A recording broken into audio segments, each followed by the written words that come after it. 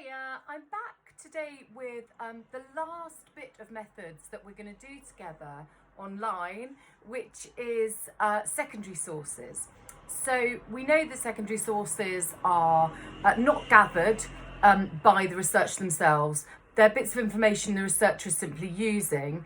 There are lots of different ways of splitting up secondary sources. You can either do them into quantitative and qualitative. So quantitative will be things like numerical data, statistics, GCSE results, for example, crime statistics. Qualitative data would be something like a letter, a Facebook page potentially, an Instagram photo. We can also split them into public and private or personal, which seems to be the way the exam board likes to split them up as well. So we'll focus on that initially. I'm looking at page 48 in your booklet, so that's where you want to start. And the reading to do, folks, to back this up this week is pages 175 to 186 in your textbooks.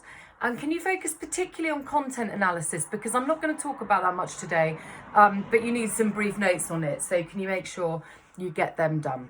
Okay, there's always a cactus in my hair somewhere in this house. Okay. So let's have a look firstly at public documents. So the bottom of page 48. So these might, as I say, public documents be things like government collected data or something on the official statistics website, the Office for Official Statistics. And that's always worth looking on. Police statistics, GCSE statistics, all of these things are public documents, but also it might be qualitative data that's public. So things like brochures for a school, a newspaper article, a textbook, a magazine, all of those things. And of course, let's not forget social media and the internet here. Things that are set to public on YouTube or Facebook or Instagram, Twitter. These are very much public documents and not to be ignored in the present time because they are such a powerful and contemporary source of information. So never neglect to discuss social media. You all know so much about it apart from anything else. Clearly I don't. Okay, so the first thing I really wanted to look at you with you, I'll get there in the end, is official statistics. This often comes up in questions as a 10 marker, as a 20 marker. So let's pay particular attention to this. What are official statistics? Well, they are statistics collected by the government, generally speaking, or for the Office for National Statistics. And as I've said before, it might be things like exclusion rates in school, league tables, GCSE results, A-level point scores. It could be crime statistics, hospital death rates, and I'll come back to that rather grim topic in a minute. Also unemployment statistics, which is horribly relevant at the moment. Ferdy, what are you doing? Okay, there's a lot of noise shuffling around over there. I'm hoping it's not all about to dissolve in here. Okay. I just wanted to say as well quickly, and it's in your books, I knew it was about to go wrong. Just 1 second. I'll try and leave that out of my hair as well. Right, go on. Out. Oh, flipping it. Okay. God, we're back. Right, okay. Let's look, that's what I was about to say. The census happens every 10 years. I know we can all hear the dog barking. I'm going to try and pretend I can't. He just barks the whole time at the moment. So the census is carried out every 10 years. It's a massive piece of statistical data. In theory, everybody over the age of 18 or over has to fill in a census once every 10 years. The last one was 2011, so hopefully we'll be, who knows what's going to happen next year, who knows what's going to happen tomorrow, but in theory there's another census next year which will be interesting. It asks about your living situation, who you live with, what family you have, what job you have, what religion you are, etc, etc. Oh, heaven help me. Hello, Ferdy. Oh, you're a bit of a nightmare, aren't you? Right, let me just shut the door again with all my towels on it. Ferdy.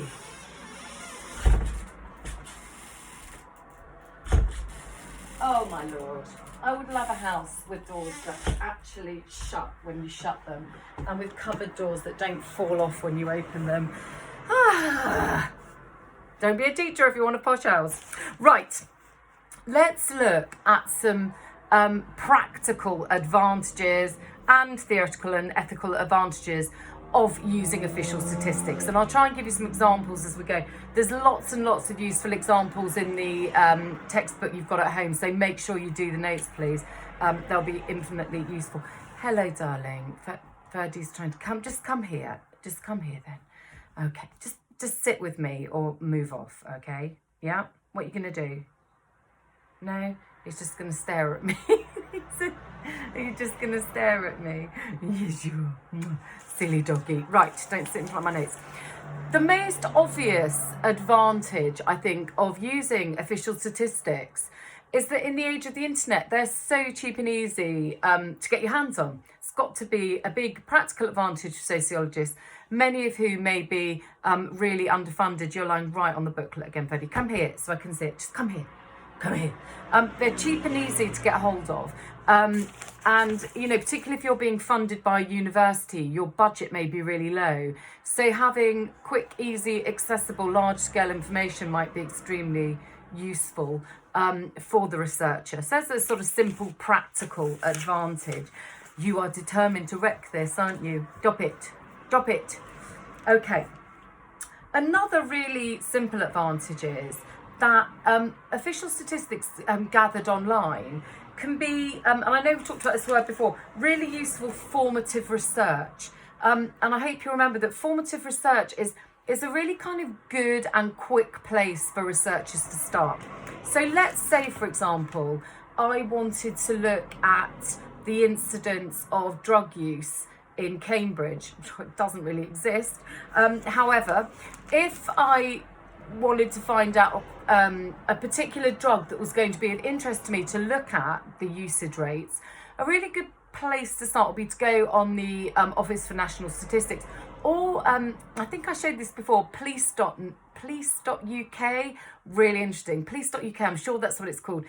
Type in police.uk, have a look, and then you can type in your local area, your postcode, and see exactly what crime has been going on there. Are you teaching? Yeah. Oh, sorry.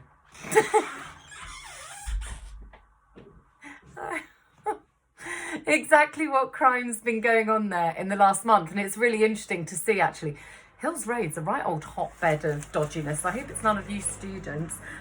So there would be a good place to start formative research. So if I discovered, for example, that there was virtually no heroin use in this area, but that there was a lot of wacky-backy being consumed, that would probably be of more interest to me as a researcher. And of course, what I could also do at the end of my research is compare my data to the national statistics as a way of kind of testing whether my research was accurate or not. Okay.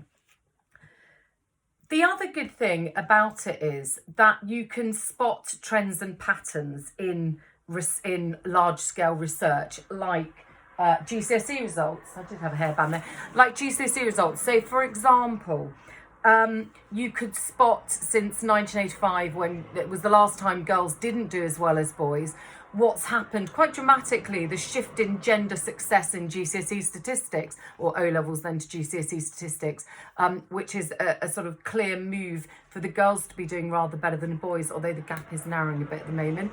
You could also look at why certain bits of Cambridge should do better than others. You could look at whether inner city schools are more successful than rural schools, compare geographically, compare over time, compare social class differences in education.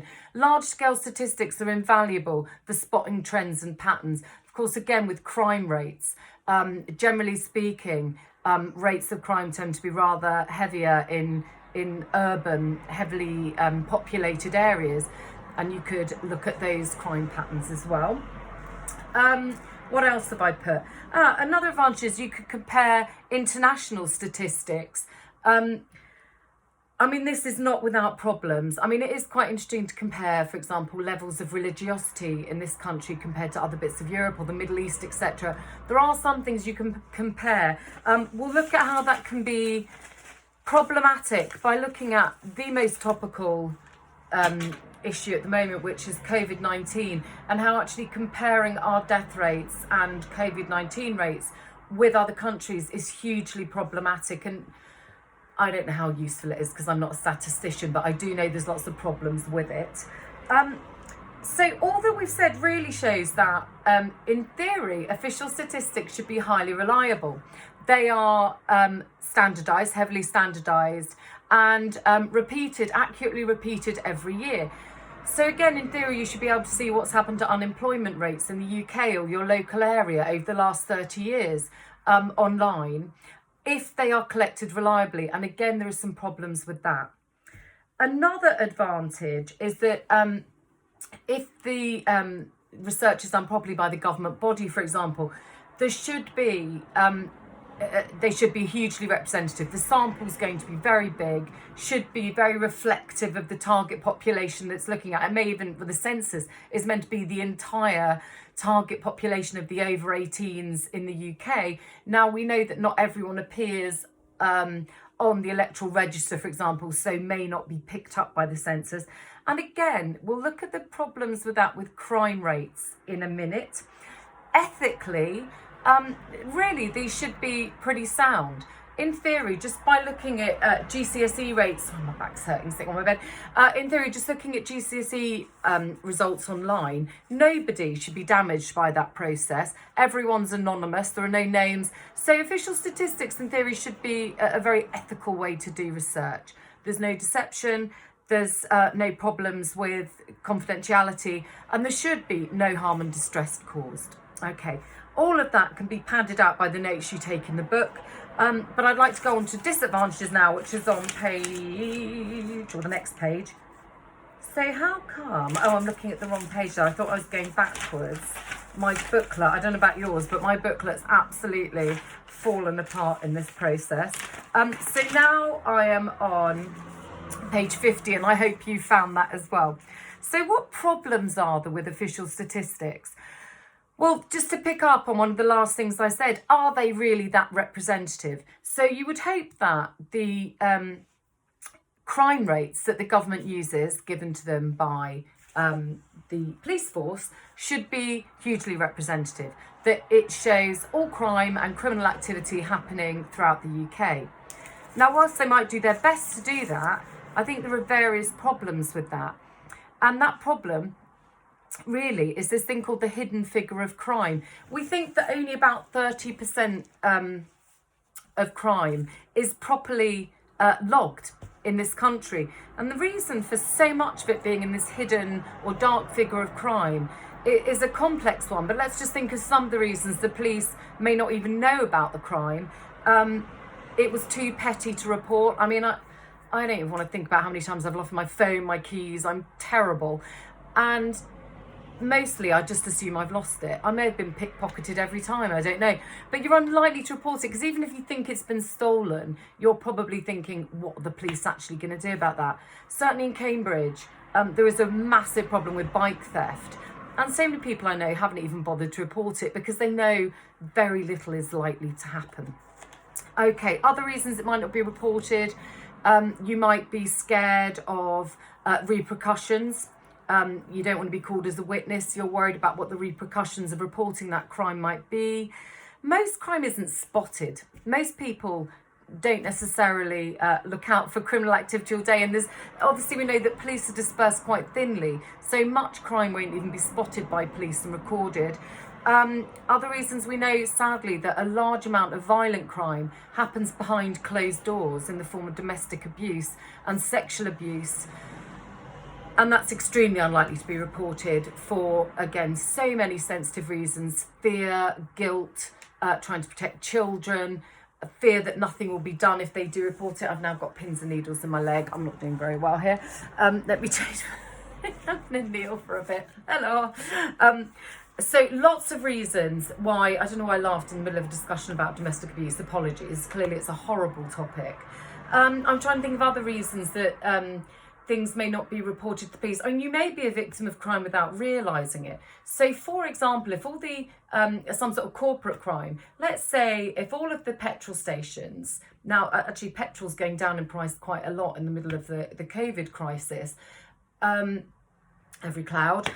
If, let's say, the petrol companies, oil companies, got together and said, we are going to charge such and such amount. We're not going to go below this.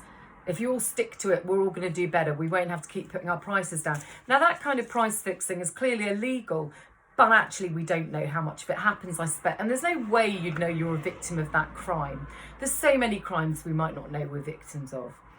Okay. Oh, Ferdy, stop it.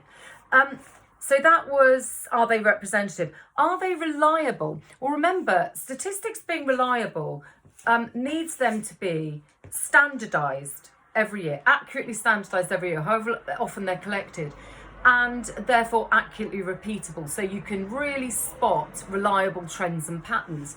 Well, let's just think about that for a moment. I've put a couple of examples I'm trying to remember. Unemployment's a good one. I know it talks about it in the textbook. That in theory, we should be able to look at how COVID-19 has affected unemployment rates really accurately by looking at the unemployment rates this time last year, for example.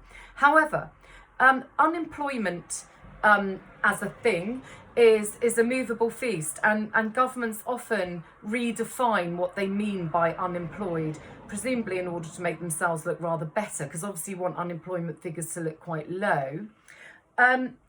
I've got a stat here, and I think it is in the textbook, that between 1982 and 1992, the Conservative government changed the definition of unemployment 30 times. Now, clearly it's going to be almost impossible to therefore accurately compare and spot trends and patterns. Another example that is fairly recent is GCSE rates. Now, again, they should be highly standardised, collected really accurately and repeated accurately every year, so you should be able to spot trends and patterns. But I don't know if you remember, I think it probably affected your age group, that IGCSEs were brought in, and certainly when they were first brought in, they weren't recognised on the league tables, on the statistics, the national statistics. And so what happened was, to my silent delight, not that silent, is that a lot of the really, really kind of elite private schools suddenly ended up at the bottom of the league tables because they were doing IGCSEs that weren't recognised, and that in itself makes it really hard to measure past and present GCSE results accurately. The other one that is really horribly topical again is hospital death rates. Now, we know they are horribly high in this country at the moment, largely down to COVID-19. Now, I don't know how much pressure hospitals are under to accurately say whether someone died of COVID-19 or not. But it is possible, of course, that if someone dies of pneumonia as a result of COVID-19 or kidney failure, that it's recorded as that, not COVID-19, if they didn't have a test. And therefore, I think we always have to take hospital death rates with a pinch of salt. I used to refer to hospital superbugs when I was teaching this, that hospitals are judged, and rightly, arguably, by their kind of Ofsted, by their inspectorate, on cleanliness levels. My whole leg now has pins and needles. I just want you to know that, but I'm soldiering on. If you see me trying to move my leg, that's why. Oh my God, it's so horrible. Hospitals are under pressure to make their hospitals clean, understandably. And so if people were dying of superbugs in their hospitals, they would get a very low rating for cleanliness. And so yet again, I'm not privy to how these decisions take place, but allegedly sometimes hospitals might say, again, it was something else, cancer, pneumonia, that had caused death rather than the superbug infection. Okay. Making international comparisons is another problematic area. And again, back to COVID-19, I'm afraid it's a really unpleasant example, but a useful example, that we look very unfavourable compared to the rest of Europe and actually the rest of the world at the moment. Our infection rates and our death rates appear to be skyrocketing, or they're, what's it called? We've flattened the curve allegedly, but they're still very high compared to other countries. Now that could be that we just aren't dealing with it well and they're very high to other countries, or we're a week or two behind their progress. But comparing to other countries is tricky. So for example, we're only just starting to do mass testing. So it might look like more people are catching it, but is it that we just know more people have got it? And of course, we don't know how accurately other countries or our country are recording death rates in hospitals. So international comparisons are dubious. I'm going to talk to you when I get back about the work of Durkheim and his suicide study, where he used international comparisons, and there are holes all over that we'll look at. Okay, another problem with official statistics, I really am ranting on here, I can see it's 20 minutes, apologies, is that they lack validity for the most part. So if we think of validity as truth and depth, they're going to particularly lack depth.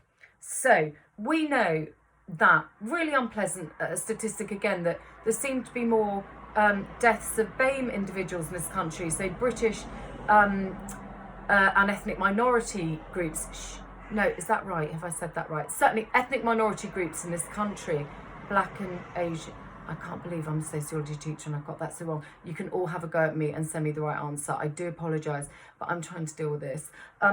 Okay, the death rates of certain groups are higher. Older people, it seems like children aren't affected that dramatically. What we don't have is the why yet. We don't have any answers to that. Is it to do with poverty? Is it to do with being more open to the bargain, our day-to-day activities? We don't have any depth to answer those problems. Okay, I'm going to go BAME. I know exactly what it is. Black and minority ethnic. I'm right now, aren't I? I do apologise. My mind is so muddled. I'm going to leave that on to show my weakness, which is, you know, minor, because clearly I'm pretty damn good. But I'm going to leave that on for you to feel good about yourselves at my expense. Have a lovely week. I'm setting this on Monday, even though it's not Monday today. And I am also doing a live sociology workshop on Wednesday, which I'll let you know about. So have a lovely, lovely week. Take care, kiddos. Bye-bye.